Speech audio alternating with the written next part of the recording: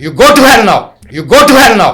اور تمہیں پتہ ہی نہیں ہے جنہوں نے پاکستان بنایا جن کے بزرگوں نے ان کے ساتھ تم یہ سلوک کرتے ہو. یہ میں اب ان کے چہرے دکھانا چاہ رہا ہوں آپ کو. ہن تسی میری دکھتی رگ نو چھیڑتا ہے ملک صاحب تے ہن سنن گے.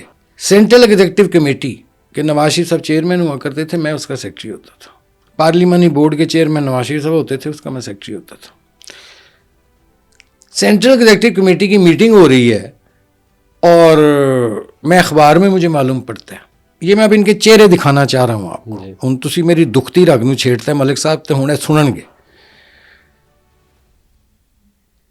تو میں اخبار میں پڑھتا ہوں کہ سینٹرل ایگزیکٹو کمیٹی کی میٹنگ ہو رہی ہے. یہ اب میاں صاحب ابھی لنڈن میں ہیں. تو میں نے کہا یار میں نہیں پتا ہے تھے میں سیکرٹری سینٹرل ایگزیکٹو کمیٹی تھا. تو میں نے ایک سینئر کولیگ تھے ان کو کال کیا. میں نے کہا یار اس طرح مجھے نہیں پتا. انہوں نے کہا تھوڑا فون بند کرو میں پتہ کرتا ہوں. تو ان صاحب نے کسی سے پتہ کیا تو بعد میں انہوں نے مجھے فون کیا اور مجھے کہا ایک انہوں نے بڑا ایک گالی دی جو میں یہاں نہیں رپیٹ کر سکتا ان لوگوں کو کہ جی فلاں لوگوں نے تمہارا نام نکال دیا.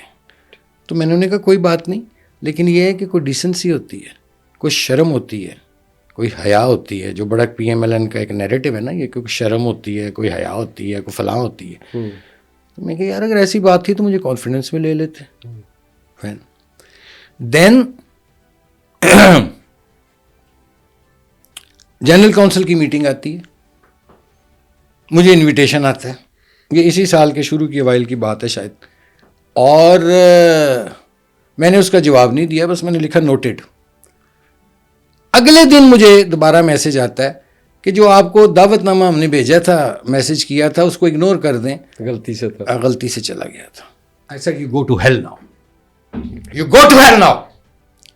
اور تمہیں پتہ ہی نہیں ہے جنہوں نے پاکستان بنایا جن کے بزرگوں نے ان کے ساتھ تم یہ سلوک کرتے ہو. یہ 18 سال کے ایک شخص کی تم خدمات کا صلہ دے رہے ہو. کیا جرم تھا کرمانی کا؟ کرمانی نے دریاں بچھائی ہیں, کرسیاں بچھائی ہیں, سٹیج سجائے ہیں ان کے. کہتے ہیں نا سینٹ کا ٹکٹ دیا, سینٹ کا ایسے لوگوں کو بھی ٹکٹ ملا ہے جنہوں نے زندگی میں پہلی بار اسلام آباد کا شکل دیکھی تھی اتر کے. میرا منہ مت کھلوایا جائے. اچھا سوری میں ذرا جذباتی ہو گیا, لیکن کہنے کا مطلب یہ ہے کہ مجھے کسی نے کہا ہاں تمہیں وہ دیکھو نا سینٹ کا ٹکٹ. میں کہا کنے 6 سال. میں کہا 18 جو 6 مائنس کر دے, میرے 12 سال واپس کرو جڑا میں ڈے اینڈ نائٹ سرو کیتا. اپنی خوشی نال کیتا, اپنی خوشی سے کیا. لیکن یہ کیا بات ہے یار, آپ انسان کو اتنا سمجھتے ہیں. آپ کے کوئی ذاتی ملازم تھے ہم؟ نو. بہت میں بات کر سکتا ہوں, لیکن مجھے مارا جاتا ہے نواز شریف کا منہ ابھی بھی, کیونکہ میرا ان کے ساتھ بڑا اچھا تعلق گزرا ہے. لیکن یہ جنہوں نے ساتھ اپنے پولیٹیکل امپورٹنٹ یہ ٹیڈی بکریاں نہیں ہوندیاں وہ جڑے رکھے ہوئے نے, انہوں نے آج اس مسلم لیگ کو یہاں تک پہنچایا. کون لوگ ہیں وہ؟ یہ سارے وہی لوگ ہیں جن کو آپ بھی جانتے ہیں, ہم بھی جانتے ہیں. جو مفاہمتی ٹولہ, کوئی جوتیاں صاف کر رہا ہے, کوئی کیس کہتے وکٹ کے دونوں طرف کھیل رہا ہے. نام تو لینا ان کے. نہیں نام نہیں, میں آف دا ریکارڈ لے. آپ مسلم لیگی ہیں, مسلم لیگ کو انہوں نے نقصان پہنچایا ہے اور آپ خاموش ہیں. یہ وہ مسلم لیگ ہے ہی نہیں یار. یہ کون سی مسلم لیگ ہے جس کے جو مرکزی عہدے داران ہیں وہ مسلم لیگ سے آئے ہیں؟ میں احترام کرتا ہوں جماعت اسلامی کا, وہ ایک جماعت ہے. پیپلز پارٹی کا احترام کرتا ہوں, وہ ایک جماعت ہے. کوئی جماعت اسلامی سے اٹھ کے آیا ہے, کوئی پیپلز پارٹی سے اٹھ کے آیا ہے. میں دسو جینون مسلم لیگی ہے کنے نے؟ ایک یا دو ہوں گے. میاں نواز شریف تو خود تحریک استقلال سے آئے تھے. چلیں خود مسلم لیگ نہیں میں تھے. ان کے علاوہ بات کر رہا ہوں. حادثاتی مسلم لیگ تھی نا جو 1985 میں بنائی گئی تھی. نہیں 1985 میں تو نان پارٹی الیکشن ہوئے, اس کے بعد ہی بنی پھر مسلم لیگ بنی جی, جس کو جنیجو صاحب نے لیڈ کیا. پھر اس کے 2 ٹکڑے ہوئے. کس نے کیے؟ اسٹیبلشمنٹ نے, اور اس وقت میاں صاحب ان کے ساتھ تھے. اور 2 جماعتیں بنی, ایک فدا گروپ تھا اور ایک غالباً تھا جنیجو گروپ تھا, کچھ ایسا کچھ بن گیا تھا. اور وہ باقاعدہ اسلام آباد ہوٹل میں بڑا فساد ہوا تھا جی اور غنڈہ گردی کی گئی تھی ساری. وہ سب چیزیں چھوڑ دیں, ماضی کا حصہ ہو گئی ہیں. لیکن میں چلے نواز شریف صاحب کے علاوہ بات کر رہا ہوں کہ نواز شریف صاحب نے چلو پھر مسلم لیگ کو ایک کھڑا کیا. مجھے لوگ کہتے ہیں تمہارا ابھی بھی سافٹ کارنر ہے. میں کہا ہاں ہے یار, وہ رہے گا, چونکہ میں پالیسیوں پر تنقید کروں گا, ڈٹ کر کروں گا, لیکن میں ذات پر نہیں بات کروں گا. تو وہ پھر جنیجو لیگ کا جو حشر ہوا اور اس کے بعد جیسے آپ کو پتہ ہے وہ ساری تاریخ ہے. پھر اس کے بعد پی ایم ایل این کہلائی, اس سے پہلے پی ایم ایل این نہیں تھی.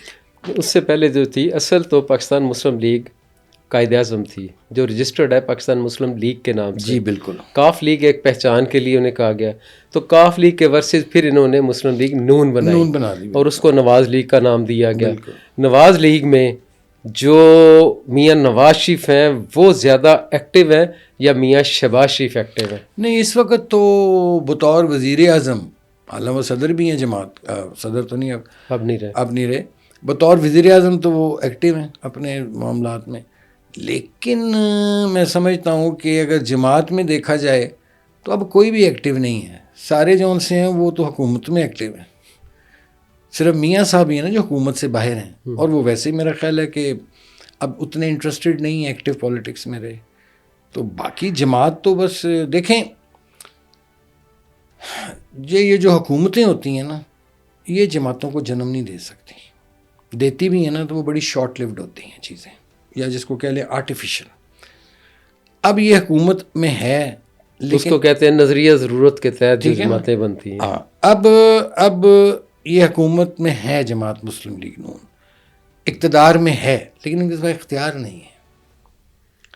یہ ایسی حکومت ہے جس میں اقتدار ہے, ہاتھ میں اختیار نہیں ہے. تو اس کا مطلب ہے یہ پھر قبولیت کی جماعت ہوئی, مقبولیت کی جماعت تو نہ ہوئی.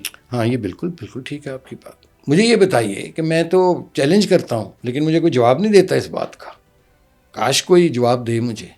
بڑے بڑے جگادری بیٹھے ہیں آپ کی مسلم لیگ نون میں, میرا چیلنج ہے ان کو, آپ کے توسط سے چیلنج کر رہا ہوں, ابھی کر رہا ہوں چیلنج. 1958 آنورڈس, اس سے پہلے چھوڑ دیں, پہلے سول بیوروکریسی کرتی تھی جوڑ توڑ. 1958 آنورڈز مجھے ایک لیڈر بتا دیں جو اسٹیبلشمنٹ کی حمایت کے بغیر آیا ہو.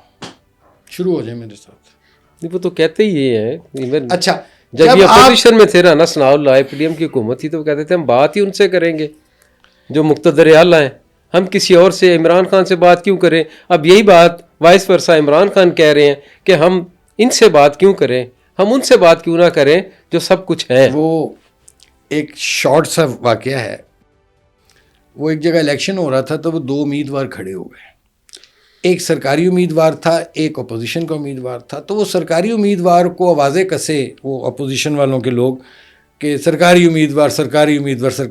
تو خیر ان کا ایک سرکاری امیدوار کا ایک سینئر رہنما تھا, تو وہ جلسہ ہو رہا تھا, تو اس نے جب آوازیں آئیں کہ جی یہ نامنظور سرکاری امیدوار, تو اس نے اٹھا, اس نے کہا یار اس کے بارے میں کیا تمہیں اعتراض ہے, یہ کوئی کرپٹ ہے کہ نہیں, یہ کوئی اور کسی جرائم میں ملوث ہے نہیں, تو اعتراض کیا. اس نے کہا جی سرکاری, یہ سرکار کا امیدوار ہے. اس نے کہا بس صرف یہ اعتراض ہے.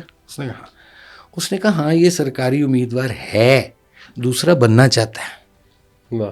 پاکستان کی سیاست میں یہی ہو رہا ہے کہ آل روڈز لیڈ ٹو روم. لیکن اب سوال اب پاکستان کی بقا کا آ گیا ہے ملک صاحب. یہ جتنی بھی جماعتیں ہیں انکلوڈنگ پی ٹی آئی, آپ اٹھا کر 2013 سے تو ہے نا اقتدار میں, وہاں کے پیچھے شروع کریں.